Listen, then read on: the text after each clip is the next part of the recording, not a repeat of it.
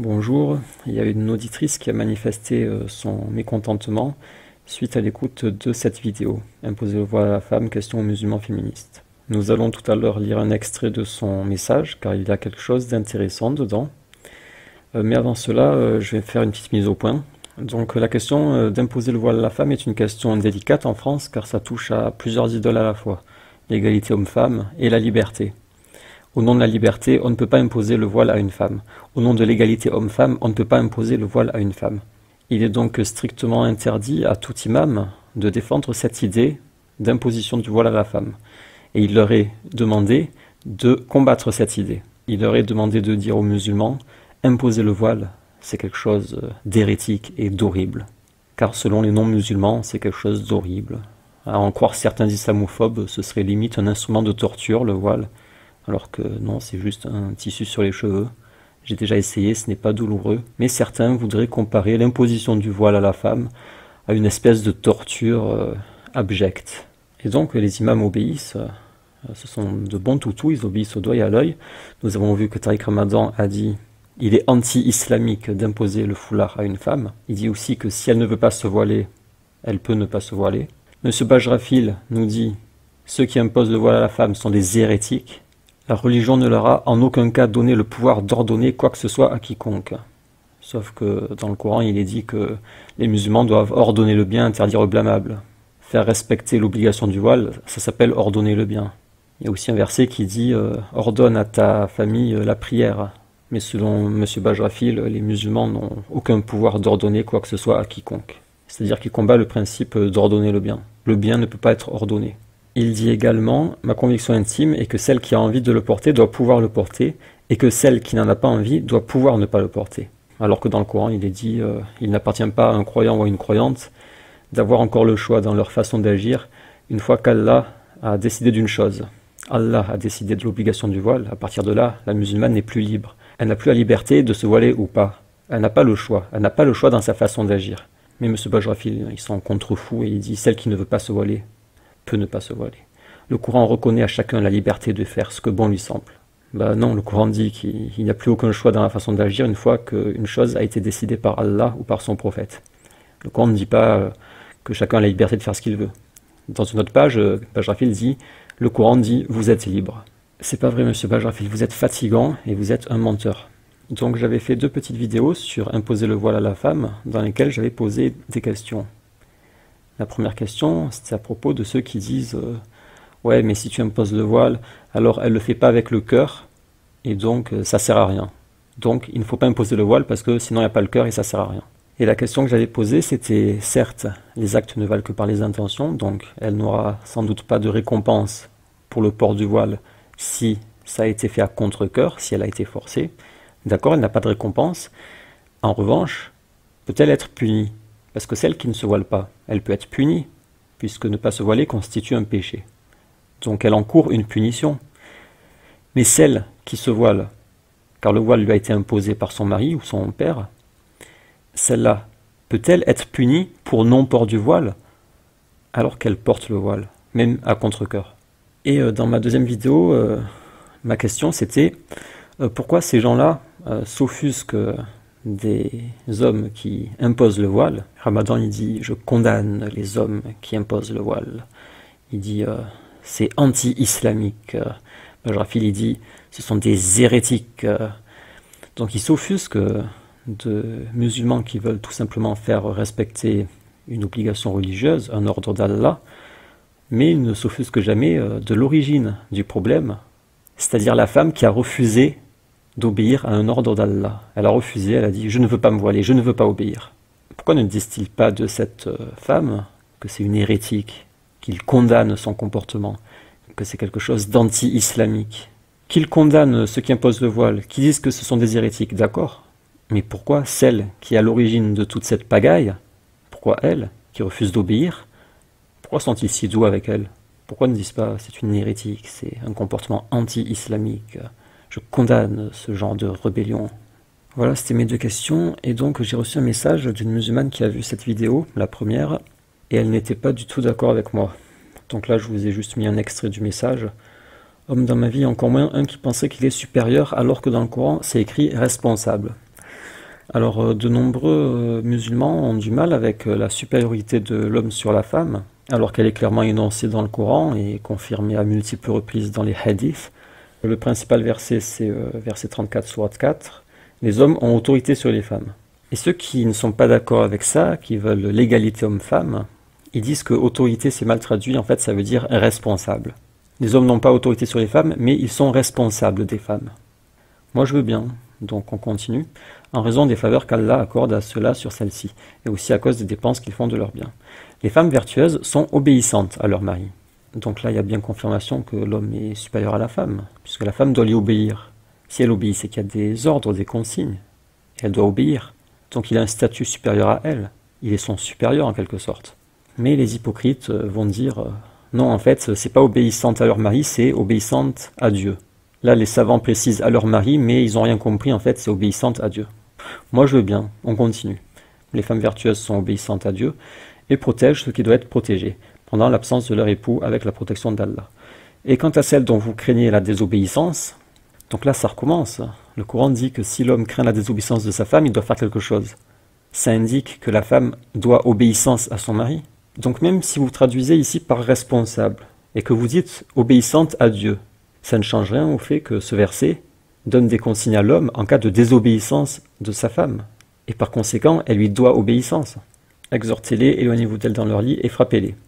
Alors là, ils vont dire il faut frapper avec un petit siwak, c'est un coup symbolique. C'est pas pour faire mal, c'est pour faire un choc psychologique. C'est symbolique. Pour choquer, traumatiser. Alors personnellement, je trouve ça assez misogyne de vouloir traumatiser une femme. Mais bon, admettons, donc c'est un coup symbolique avec le siwak. Ce verset dit donc que l'homme peut frapper symboliquement avec le siwak sa femme qui lui désobéit. Que peut-on en déduire? Que l'homme est supérieur à la femme, puisqu'elle lui doit obéissance. Et en cas de désobéissance, il peut lui porter un coup symbolique. Si elles arrivent à vous obéir, donc là il y a encore la confirmation qu'il s'agit bien de l'obéissance de la femme au mari, alors ne cherchez plus de voix contre elle. Donc ce verset est clair, peu importe toutes les magouilles que vous voulez faire dessus, il est clair. Même en acceptant vos théories farfelues comme quoi c'est responsable, c'est obéissant à Dieu, que c'est un petit coup symbolique avec le siwak pour faire un choc psychologique, même en admettant toutes vos âneries, le verset reste clair. Et encore moins un qui pensait qu'il est supérieur alors que dans le Coran c'est écrit responsable. Donc là, tu as gobé la propagande des hypocrites, mais ok, il est responsable, mais tu es quand même obéissante à lui. Tu lui dois obéissance. Et si tu es désobéissante, il doit t'exhorter, s'éloigner dans le lit, puis il peut te frapper. Si tu veux, il te frappe avec un siwak pour te faire un choc psychologique, mais peu importe, il reste supérieur à toi. C'est lui qui te fait le choc psychologique avec le siwak lorsque tu lui désobéis. C'est pas toi, lorsque lui te désobéit, qui prend ton siwak pour lui faire le choc psychologique. En ce qui concerne le fait de frapper son épouse, le verset du Coran donne toutes les étapes du processus avant de passer à frapper. Oui, mais ça on le sait, je n'ai jamais dit le contraire. Si tu regardes ma vidéo Frapper la femme, j'explique bien le processus. J'explique bien que tous les savants ont dit qu'il fallait pas blesser, que presque tous disent que le visage est interdit, et que c'est en dernier recours après avoir suivi les deux premières étapes. Et je dis bien frapper entre guillemets car cela n'autorise pas l'homme à tabasser sa femme à coups de matraque. Donc ça c'est dans ta tête, personne n'a jamais dit ça. Même parmi les savants les plus extrémistes, personne n'a parlé de tabasser sa femme. Le tabassage de femme est strictement interdit en islam. C'est toi qui déformes tout parce que ça te dérange qu'il y ait la permission pour le mari de frapper sa femme. Mais il ne s'agit pas d'un tabassage. Plusieurs savants disent que c'est uniquement avec un siwak, un petit bâton initialement utilisé pour se laver les dents. Alors pour l'histoire du siwak, je rappelle que le siwak c'est la racine d'un arbuste qui est découpé en petits bâtonnets. Donc là vous voyez à gauche, ce sont des longs bâtons, et à droite il les a découpés avec le sécateur en petits bâtonnets pour les dents. Tu peux frapper avec une branche de siwak. Tu peux également frapper avec le petit bâtonnet. Tu peux tenter l'expérience chez toi, tu prends un crayon, tu te tapes dessus, tu verras que tu peux frapper avec un crayon. Si tu veux je le fais. Je vais tenter l'expérience. J'ai pris un crayon, je vais me taper la paume de la main. Et magie, j'ai réussi à m'infliger une douleur. Tu peux reproduire l'expérience chez toi et tu verras qu'on peut tout à fait frapper avec un bâton, même s'il n'est pas très long. Mais bon, si tu veux prendre du siwak pour frapper ta femme, t'évites de le couper en tout petits morceaux jusqu'à ne plus pouvoir frapper. Tu prends un morceau d'une taille suffisante pour pouvoir frapper. Donc c'est une chose reconnue dans le monde musulman, et celui qui ose frapper violemment sa femme est à blâmer. Ça c'est vrai, il est interdit de frapper violemment. Il faut savoir qu'avant la révélation de l'islam, les Arabes n'étaient pas du tout civilisés. Donc ça c'est l'explication comme quoi, avant l'islam, les femmes c'était considéré comme des meubles, et donc elles étaient enterrées vivantes, et l'islam leur a accordé un statut. C'est vrai, l'islam leur a accordé un statut, mais ce statut qui a été accordé à la femme, c'est un statut inférieur à l'homme, puisque c'est un statut dans lequel elle doit obéissance à l'homme. Donc ça ne change rien à la supériorité de l'homme sur la femme. Donc voyez la cruauté dont ils étaient capables, ils ne respectaient pas la femme. Oui, l'islam a amélioré la condition de la femme, mais il a amélioré jusqu'à un certain point, il y a une limite. Il ne faut pas tomber dans les travers des pseudo-féministes non musulmanes. L'islam a accordé un statut à la femme et tu t'arrêtes à ce statut, tu vas pas plus loin. Il faut contextualiser les choses. Combien de versets du Coran prônent la bienfaisance envers les femmes? Je n'ai jamais dit le contraire, je n'ai jamais dit que l'homme devait être malfaisant ou violent envers la femme. La bienfaisance est un droit pour la femme. La femme a le droit que son mari soit bienfaisant et bon envers elle. C'est son droit, et l'homme se doit d'être bienfaisant. La femme, quant à elle, se doit d'être docile et obéissante. Maintenant, si elle n'accorde pas ce droit à son époux, il n'y a plus à avoir de réciprocité dans les droits. Elle n'a plus droit à la bienfaisance. Et il peut l'exhorter, s'éloigner d'elle, et si elle n'obéit toujours pas, la frapper. Donc oui, le Coran prône la bienfaisance, mais il prône aussi l'obéissance de la femme. Qu'a dit le prophète lors de son dernier discours avant sa mort? Alors ça, c'est un des arguments aussi, parce qu'il y a une série d'arguments comme ça, qui sont répétés en boucle, ce sont toujours les mêmes. Ils sont répétés en boucle et ils se les partagent entre eux, les gens qui n'arrivent pas à accepter l'inégalité homme-femme. Et moi, je les connais très bien, parce qu'à l'époque, j'étais également tombé sur tous ces sites qui font la liste des arguments pour contrer les islamophobes. Le problème, c'est qu'il n'y a pas à contrer les islamophobes. Si dans l'islam, l'homme a le droit de frapper la femme désobéissante, après de passer par les étapes, etc., c'est comme ça, il n'y a pas à dire non, en fait, c'est pas comme ça pour plaire aux islamophobes. Ça, c'est une autre grosse erreur des musulmans. Dans la précédente vidéo, nous avons vu qu'une des erreurs, c'était de suivre les non-musulmans dans leur adoration d'idoles. Et une autre erreur, c'est de croire que l'ennemi, c'est l'islamophobie, et qu'il faut combattre l'islamophobie. Car cela conduit à combattre tout ce qui ne plaît pas aux non-musulmans. Parce que tout ce qui ne leur plaît pas, ça devient un champ pour manifester leur islamophobie. Donc si tu veux combattre l'islamophobie, il va falloir combattre ces choses qu'il y a dans l'islam. Et c'est le piège dans lequel tombent beaucoup de musulmans. Donc moi, à l'époque, j'étais tombé dans ce piège aussi quand je voulais défendre naïvement l'islam. Mais c'est une erreur. Et donc, dans leur série d'arguments pour contrer l'islamophobie et pour prouver, soi-disant, que l'homme n'est pas supérieur à la femme, il y a le dernier sermon du prophète, dans lequel il dit « Traitez donc bien vos femmes, soyez gentils envers elles ». Et comme c'est le dernier discours, ils disent « Regardez, c'est le dernier discours, donc c'est très très important », et elle le dit après là. Même si vous n'êtes pas musulman, vous êtes d'accord avec le fait que les derniers mots d'un prophète sont censés être un résumé de conseils pour les musulmans. Donc en gros, ça résume tout. Donc plutôt que se référer au Coran, on peut se référer à ce dernier discours qui résume tout et qui dit les choses les plus importantes et les plus essentielles. Et comme dans ce dernier discours, ça dit « Traitez bien vos femmes et soyez gentils envers elles », donc voilà, il faut suivre cette phrase. Or ici, on ne voit nulle part la promotion de la violence envers la femme, et bien au contraire. Muhammad n'a pas dit « Allez tabasser vos femmes, vous êtes supérieurs à elles, elles ne servent à rien à part faire manger et enfanter », mais il a dit ce que vous pouvez lire en gras. Donc on va le lire. Au peuple, il est vrai que vous avez certains droits à l'égard de vos femmes, mais elles ont aussi des droits sur vous. Souvenez-vous que c'est par la permission de Dieu que vous les avez prises pour épouses et que c'est Dieu qui vous les a confiées. Si elles respectent vos droits, alors à elles appartient le droit d'être nourries et habillées convenablement. Traitez donc bien vos femmes et soyez gentils envers elles, car elles sont vos partenaires, et elles sont dévouées envers vous. Il est de votre droit qu'elles ne se lient pas d'amitié avec des gens que vous n'approuvez pas et qu'elles ne commettent jamais l'adultère. Alors le problème, c'est que je connais très bien ce sermon, car lorsque je m'intéressais à la question de frapper les femmes, je suis rapidement tombé sur ce sermon, car c'est justement dans ce discours-là que le prophète a précisé qu'il ne fallait pas frapper violemment.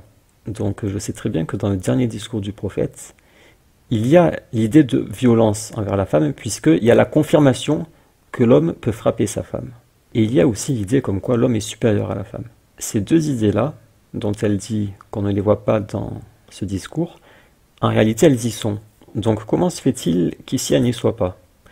Donc moi, comme je connais bien les magouilles des hypocrites, j'ai compris qu'elle est tombée sur un site d'hypocrites, où ils ont tout simplement retiré le passage qui posait problème. Donc ce qu'on va faire, c'est qu'on va vérifier tout ça dans la prochaine vidéo. Alors dans la précédente vidéo, nous avons parlé de l'autorité de l'homme sur la femme. Sourate 4, verset 34, les hommes ont autorité sur les femmes vertueuses sont obéissantes.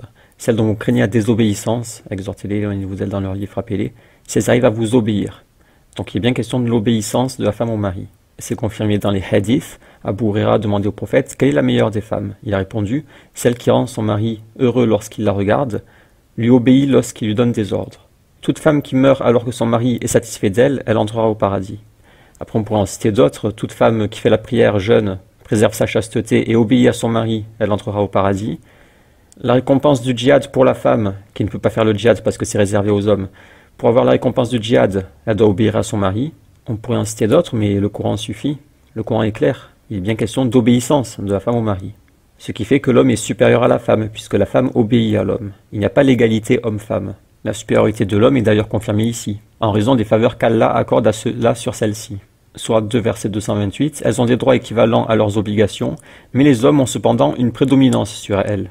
Donc la supériorité de l'homme est claire, quoi qu'en disent les hypocrites. D'ailleurs, il y a même la permission de frapper sa femme. Si l'homme peut frapper sa femme, même avec un siwak, ça montre qu'il est supérieur à elle.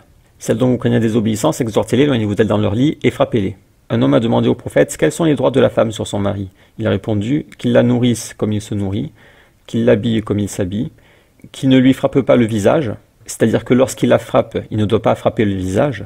Certains imams vont vous citer cette phrase, ne frappez pas les servantes d'Allah. Le prophète a dit ne frappez pas les servantes d'Allah. Mais ils ne disent pas la suite. La suite c'est puis Omar est venu et il a dit les femmes se sont rebellées contre leur mari. Et le prophète a donné la permission de les frapper. Après il y a eu de l'exagération, des femmes se sont plaintes et le prophète a dit les hommes qui ont fait ça ne sont pas les meilleurs parmi vous. Mais il n'a pas interdit, il a juste dit ce ne sont pas les meilleurs d'entre vous. Et il a bien donné la permission de les frapper. Et encore une fois, pas besoin des hadiths car le Coran est clair. Et frappez-les. Pour les conditions, je vous renvoie vers mes autres vidéos. Maintenant, venons-en au dernier sermon du prophète. Ça, c'est l'extrait du message que j'ai reçu d'une musulmane. Même si vous n'êtes pas musulman, vous êtes d'accord avec le fait que les derniers mots du prophète sont censés être un résumé de conseils pour les musulmans. Or ici, on ne voit nulle part la promotion de la violence envers la femme, et bien au contraire. Muhammad n'a pas dit « Allez tabasser vos femmes, vous êtes supérieurs à elles ne servent à rien à part faire manger et enfanter ». Mais il a dit ce que vous pouvez lire en gras. Donc en gras, il y a marqué « Elles ont aussi des droits sur vous, traitez donc bien vos femmes et soyez gentils envers elles, car elles sont vos partenaires. » Donc là, elle m'a cité un extrait du dernier sermon du prophète sur la femme, et effectivement, il n'y a pas l'idée de violence envers la femme, il n'y a pas non plus l'idée que l'homme est supérieur à la femme. Et comme le dernier sermon est censé être un résumé de conseils, alors en islam, il n'y a pas de violence envers la femme, et l'homme n'est pas supérieur à la femme. Le problème, c'est que ces deux idées, violence et supériorité, qui ne sont pas dans cet extrait du sermon, en réalité, elles y sont.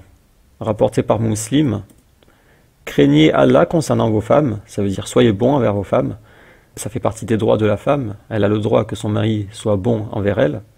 Vous aussi avez des droits sur elle et qu'elle ne fasse asseoir personne sur votre lit que vous ne voulez pas.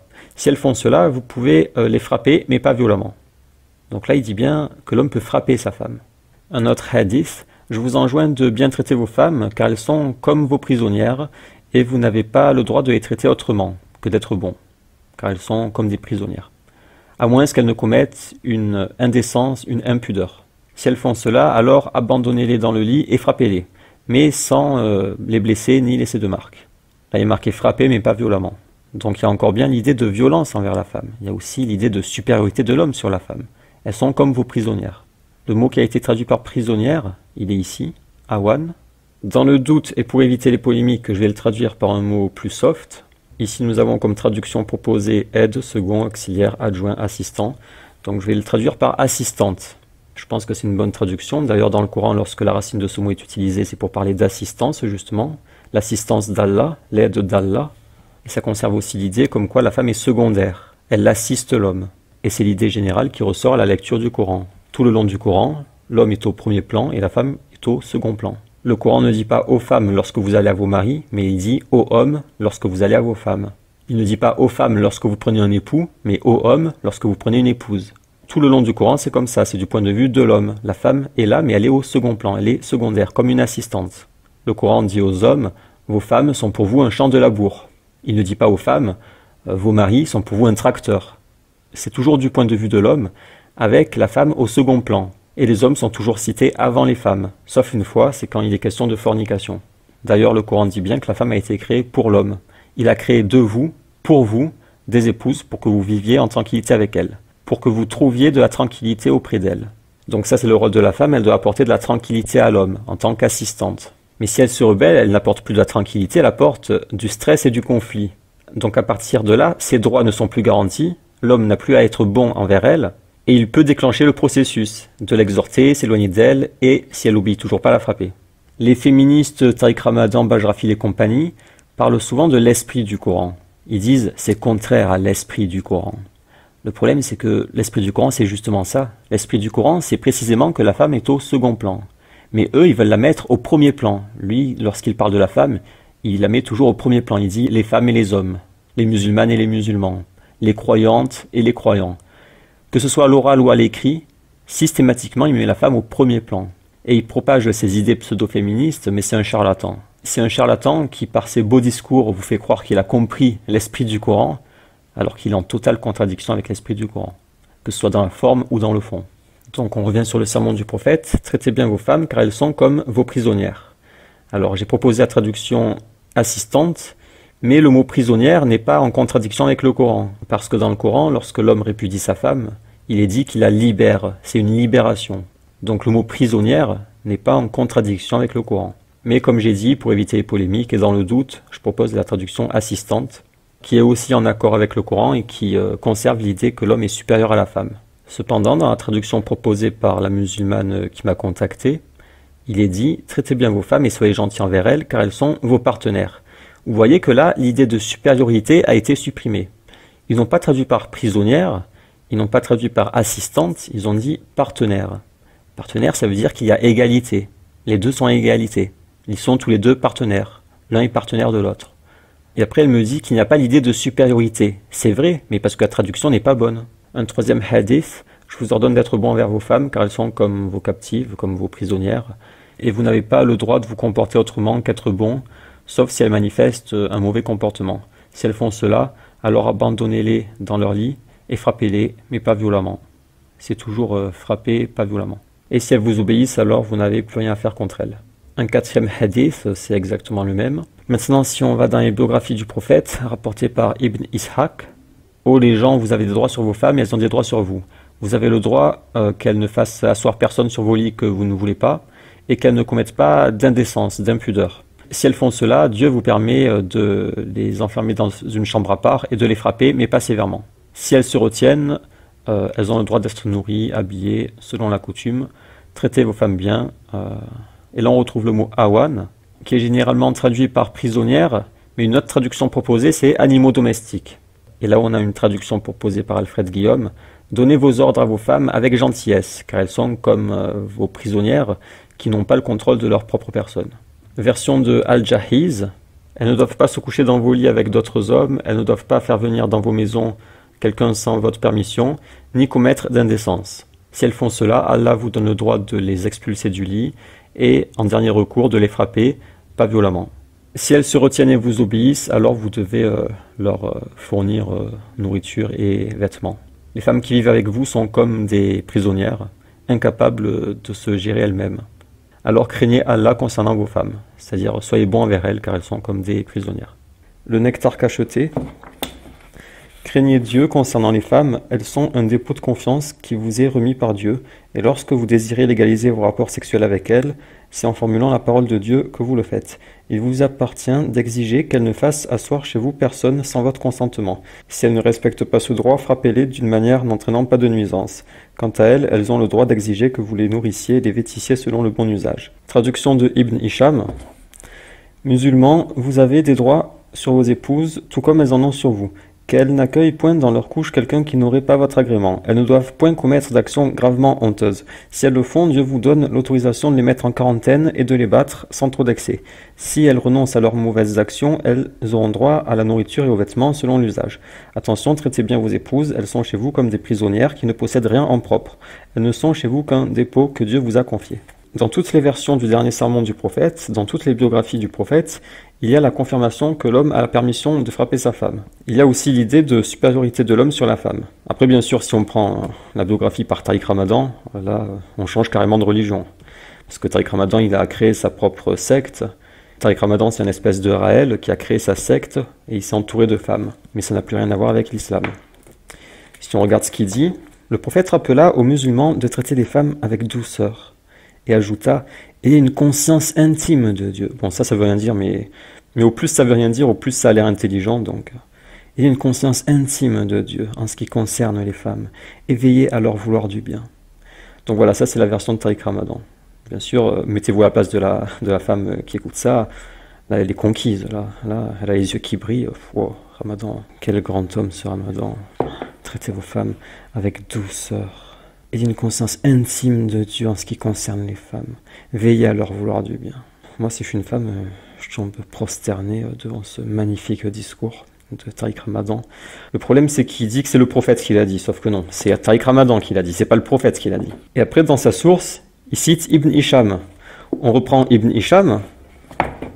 Musulmans, vous avez des droits sur vos épouses, tout comme elles ont des droits sur vous, qu'elles n'accueillent point dans leur couche quelqu'un qui n'aurait pas votre agrément. Elles ne doivent point commettre d'actions gravement honteuses. Si elles le font, Dieu vous donne l'autorisation de les mettre en quarantaine et de les battre, sans trop d'excès. Si elles renoncent à leurs mauvaises actions, elles ont droit à la nourriture et aux vêtements selon l'usage. Attention, traitez bien vos épouses, elles sont chez vous comme des prisonnières, qui ne possèdent rien en propre. Elles ne sont chez vous qu'un dépôt que Dieu vous a confié. Donc bien sûr, Tariq Ramadan ne peut pas citer le prophète, car son objectif c'est conquérir la gente féminine. Donc ce qu'il fait, c'est qu'il met bien la source, Ibn Hisham, mais après il traduit à sa façon, et il coupe les passages qui le dérangent. Et après il y a des cacahuètes qui se convertissent par le biais de Tariq Ramadan, et quand elles découvrent les vrais textes, elles sont affolées, elles disent ça n'a rien à voir avec l'islam, je comprends plus rien, c'est un méchant islamophobe. Je reviens sur le message de la musulmane. Vous êtes d'accord avec le fait que les derniers mots d'un prophète sont censés être un résumé de conseils pour les musulmans? Oui, je suis d'accord, et dans ce résumé, il a bien confirmé la permission de frapper la femme. D'ailleurs, ça contredit la version de Mohamed Bajrafil. Mohamed Bajrafil prétend que le comportement du prophète, qui n'a jamais frappé de femme, abroge le sens du verset. C'est-à-dire qu'il est devenu interdit de frapper sa femme parce que le prophète ne l'a jamais fait. La permission de frapper sa femme a été abrogée par le comportement du prophète. Le comportement du prophète vis-à-vis des femmes a abrogé le sens du verset.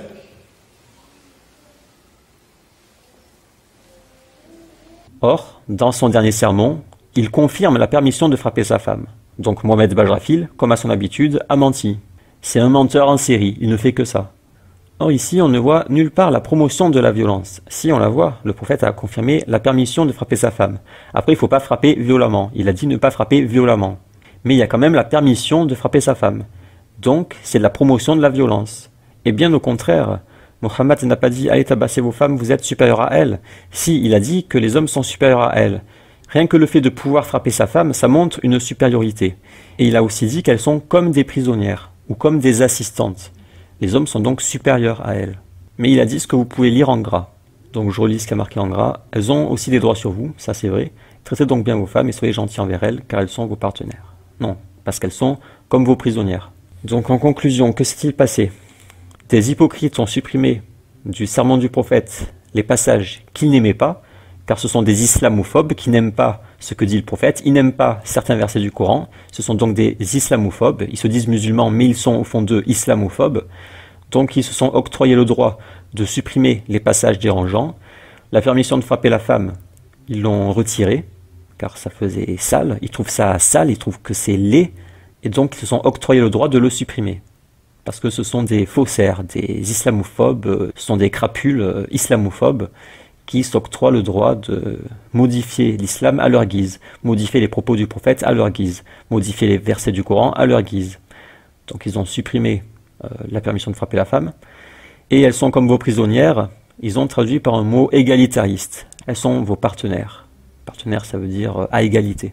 Ensuite, ils ont publié ça sur Internet. Tous les hypocrites se sont rués dessus parce qu'il y a une forte demande de discours édulcorés du prophète. On retrouve notamment cette version édulcorée sur islamreligion.com, sur islamweb.net, sur pagehalal.fr, dans le petit guide illustré sur l'islam, dans l'islam et la femme, rappel pour en finir avec les exagérations et les clichés. On la retrouve également sur tout un tas de sites anglais. Ce qui est marrant, c'est que sur ce site, ils mettent la version édulcorée, donc ils ont supprimé le passage frapper la femme, et juste en bas, ils mettent une version en arabe, et il y a marqué frappez-les pas violemment. Donc là, en anglais, il n'y a pas le passage sur frapper la femme, mais juste en dessous, en arabe, il y est. Frappez-les pas violemment. Donc pour répondre à la musulmane, sache que tu es tombé sur des crapules, parce que ces gens-là sont des crapules. Ils se permettent de tromper les musulmans, certains enfilent un costume d'imam, de savant, et après ils mentent aux musulmans, ils falsifient le Coran, ils détournent les propos du prophète, parce qu'au fond d'eux, ils trouvent que c'est laid. Comme les islamophobes, comme les mécréants, ils trouvent que c'est laid, que c'est scandaleux, c'est horrible, c'est barbare, c'est rétrograde. Et comme ils n'ont pas le courage de quitter tout simplement la religion qui ne leur plaît pas, comme ils n'ont pas le courage non plus d'assumer ces choses, elles peuvent tout à fait s'assumer, comme ce sont des lâches, ce qu'ils font, c'est que tout simplement, ils te mentent. Ils te mentent, ils javélisent le prophète, ils javélisent le Coran, ils passent un coup de Karcher. Ici, il s'agit juste de la supériorité de l'homme sur la femme. C'est pas quelque chose de très grave. Mais sur des sujets bien plus graves, sur des sujets qui touchent au tawhid, par exemple, ils font la même chose. Sur plein de sujets très graves, ils te mentent. C'est pour ça que ce sont des crapules. Un braqueur de banque, par exemple, ce n'est pas une crapule, ça reste un humain. Il garde ses qualités humaines. Car qu'est-ce qu'il a fait? Il a volé un peu d'argent, il a peut-être traumatisé la dame au guichet, c'est tout. Mais eux, ils ont perdu leur humanité parce qu'ils enfilent un costume, ils se font passer pour des frères, ils abusent de leur autorité, ils abusent de votre confiance. Il y a abus d'autorité, abus de confiance. Peut-être que eux n'y croient pas vraiment à tout ça, ils croient pas au paradis, à l'enfer, etc. Mais ils s'adressent à des gens qui y croient. Et à ces gens qui y croient, ils leur mentent.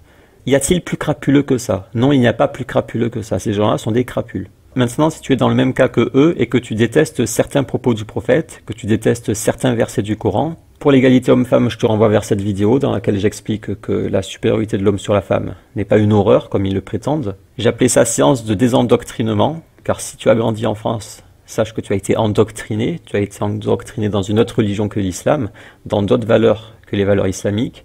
Tu as été endoctriné pour aimer certaines choses comme l'égalité, la liberté, la laïcité.